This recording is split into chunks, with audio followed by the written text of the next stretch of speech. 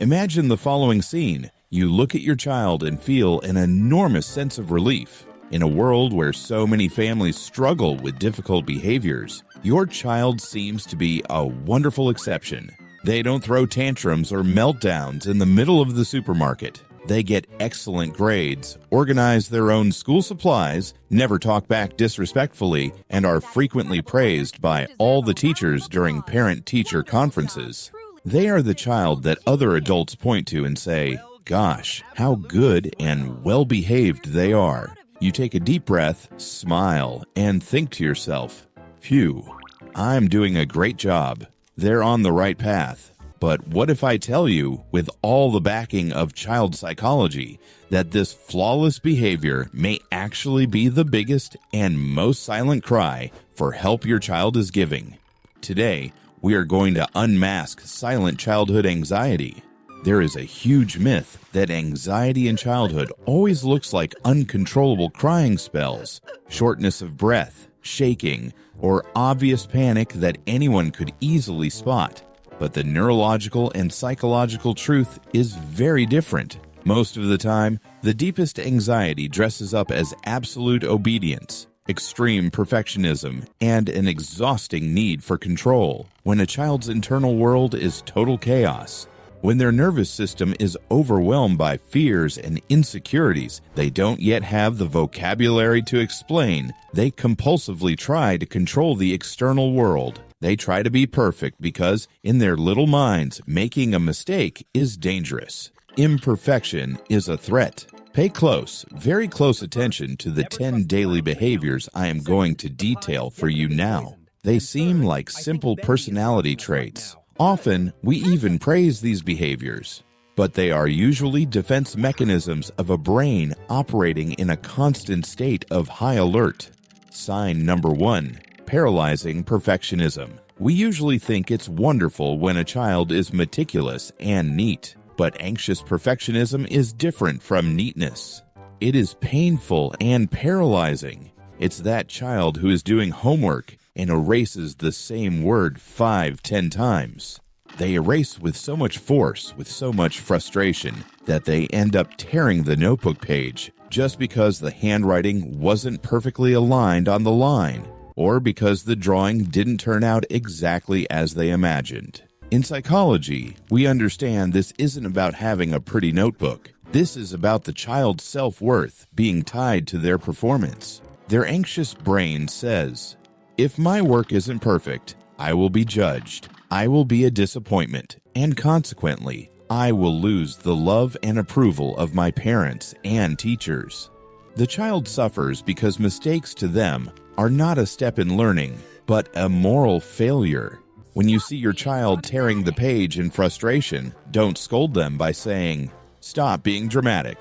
It looks great." What they need to hear is, "I noticed you're trying really hard, but did you know your brain learns a lot more when you make a mistake than when you get it right on the first try? I love you, no matter how this handwriting turns out." Sign number 2. Mysterious pains and somatization. This is one of the signs that most frequently brings parents to pediatric offices without ever finding a physical cause. These are the constant complaints of a stomachache, nausea, or headache that appear almost like clockwork, right before going to school, on the morning of a test, or hours before a birthday party. You take them to the doctor, run blood tests, stool tests, and everything is perfectly normal. This happens because our nervous system is intimately linked to our digestive system. The gut is frequently called by neuroscience the second brain. When a child is anxious, their body releases cortisol and adrenaline, preparing them to fight or flee from an invisible danger. This hormonal surge diverts blood flow from the stomach and intestines to the muscles. The physical result of this is very real. The stomach genuinely hurts. The stomach genuinely turns. It's not made up, and it's not an excuse to skip school. The body is somatizing emotional pain. The best approach is not to say, "There's nothing wrong with you. Let's go." It's to validate, "I know your tummy hurts. Our body sometimes makes our stomach hurt when we're worried about something. I wonder what's worrying your heart today." Sign number 3, the exhausting need for scripts. Anxiety is, by definition, an intolerance to uncertainty. It is living in the future, dreading what will happen. A child with silent anxiety tries to combat this fear of uncertainty by seeking constant reassurance. They become a tiny manager of the household routine. They ask repetitive questions about the day, even if you've already answered 10 times. Who is picking me up from school today? Exactly what time? And if you're late? And where are we going after? Who is going to be there? They are not doing this to annoy you or because they have a memory problem. They do this in a desperate attempt to predict the future. Knowing exactly what will happen creates a false sense of security. The anxious brain hates surprises. To help, instead of getting annoyed and saying, "I've told you 1,000 times," try anticipating predictability visually. Create a routine chart with pictures.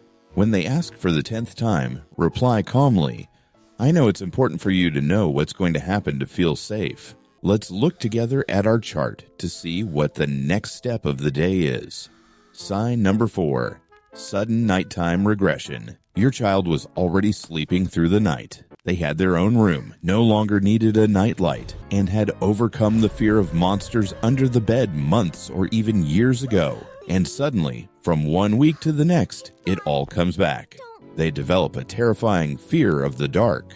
They start crying, begging you not to leave the bedside, or they come into your room in the middle of the dawn saying they can't sleep alone. Many parents interpret this as a behavioral regression or manipulation. But in child psychology, nighttime is the most vulnerable time of day. During the day, a child's brain is distracted. There's school, friends, television, play. Distractions mask anxiety.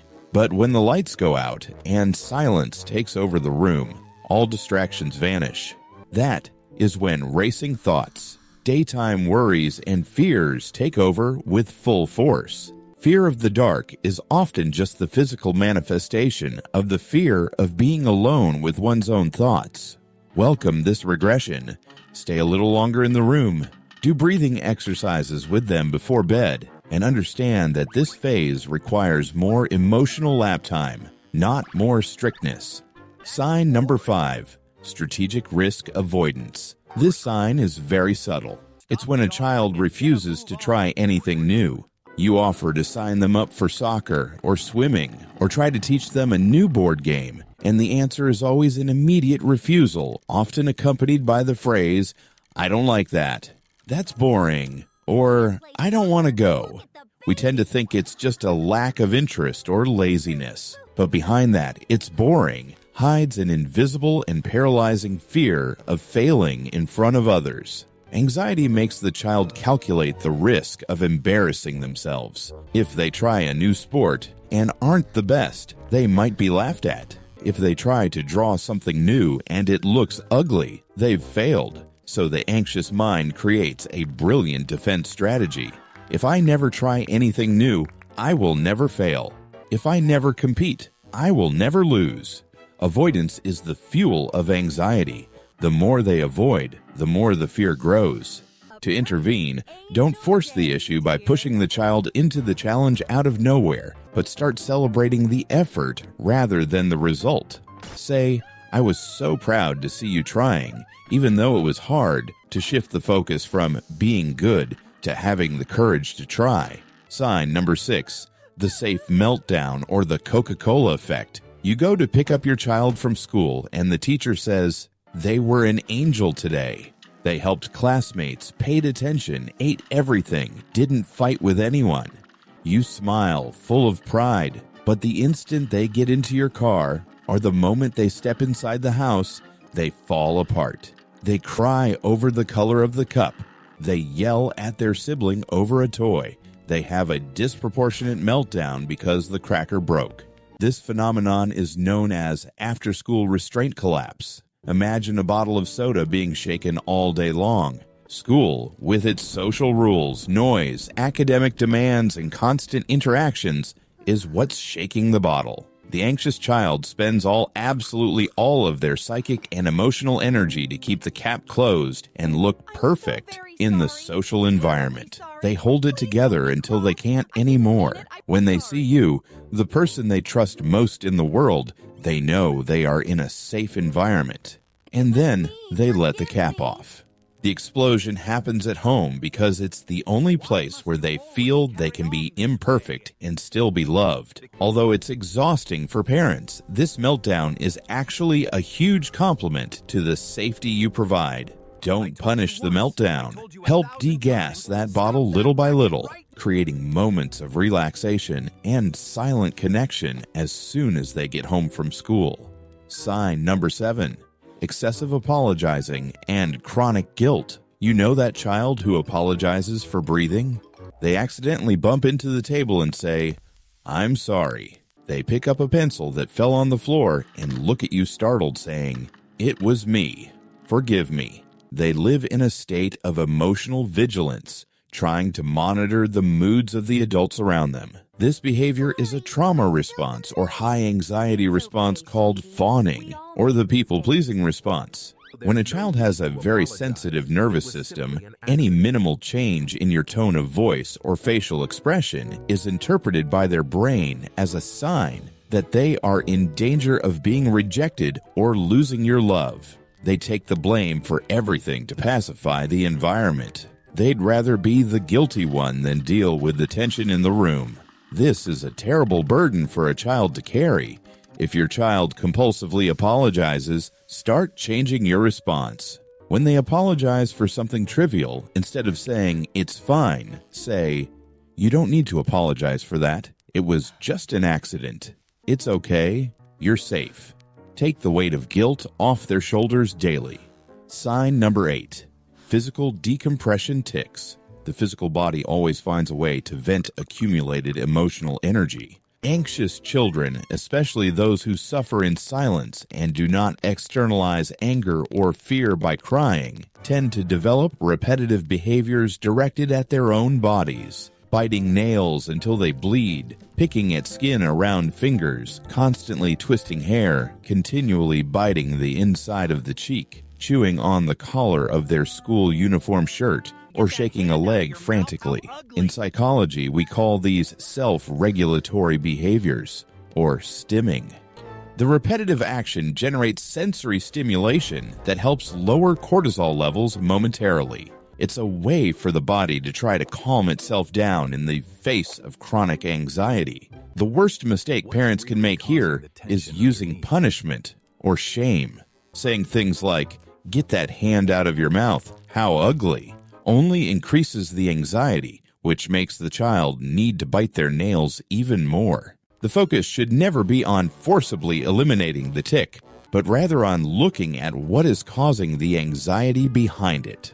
Additionally, offer appropriate sensory substitutes, firmer modeling dough, silicone chewable necklaces, or textured objects the child can squeeze when they feel tension rising. Sign number 9. Social freezing. You take your child to a crowded playground or a children's party where they don't know many people. While most children immediately run off to the bouncy house or slide, your child freezes. They stay glued to your leg, eyes wide open, observing everything from a distance, completely static. They might take 40 minutes, an hour, just observing before they have the courage to take the first step to play with someone. Society quickly labels this as they're shy, very embarrassed. But often, this is the nervous system's freeze response in the face of sensory and emotional overload. The loud noise, the unpredictable movement of other children, the pressure of having to socialize, all of this sets off the danger alarm in the anxious child's brain. Since they can't fight the other children or flee the party, they freeze to protect themselves. Don't push them into the circle saying, "Go play." Everyone else is playing. There's nothing to be shy about. Respect their observation time. Get down on their level and narrate what's happening. "Look, that boy is going down the red slide. It looks fun, right? We can go stand close by when you're ready." Be their anchor until their nervous system understands that environment is safe. Sign number 10. intolerance to small changes. The final sign is cognitive rigidity. The anxious brain functions like a very fragile house of cards.